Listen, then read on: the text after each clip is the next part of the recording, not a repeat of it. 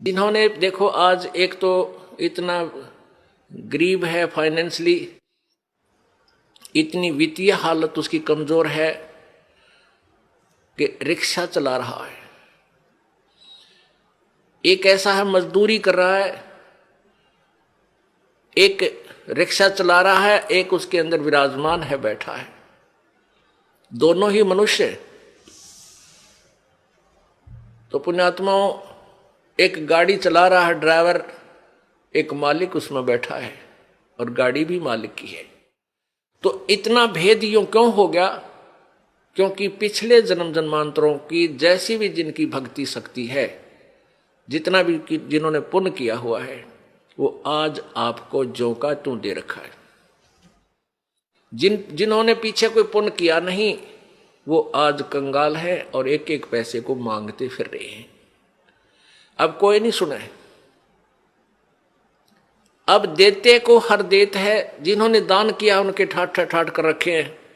छोटा सा बच्चा बिजनेस में लग जाता है और चारों तरफ से उसके पूरी प्रोग्रेस हो जाती है, विकास होता है, क्योंकि उसने पिछले जन्म में पुण्य कर रखे, वो भगवान दे ही देगा, उसमें टोटा होने ना दे उसके।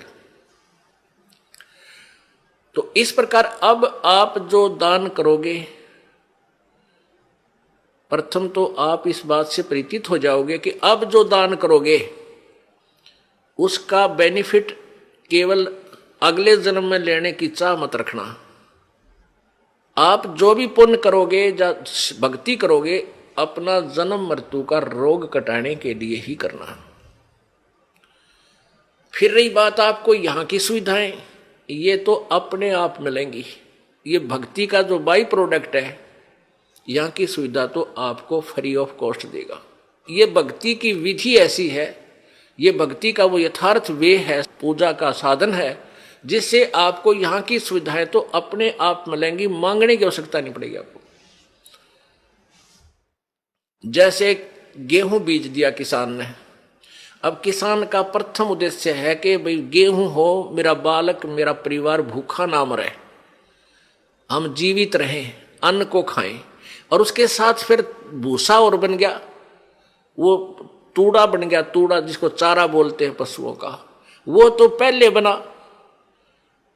उसका उद्देश्य केवल ये था कि मुझे गेहूं मिले। यहां भी आप देखते हो कि कई लोग ऐसे हैं पैसे वाले, इतना उनका बड़ा फार्म होते हैं, इन क्रेनों से कटवा डालते हैं गेहूं की बाली बाली निकाल लेते हैं और नीचे वो तूड़ा चारा काट कूट देते हैं, अंदर ही पड़ा रहता है। उनका उद्देश्य गेहूं बीजना ही था। और वो जो तूड़ा है, वो चारा, वो फ्री में होता है, वो अवश्य ही होगा।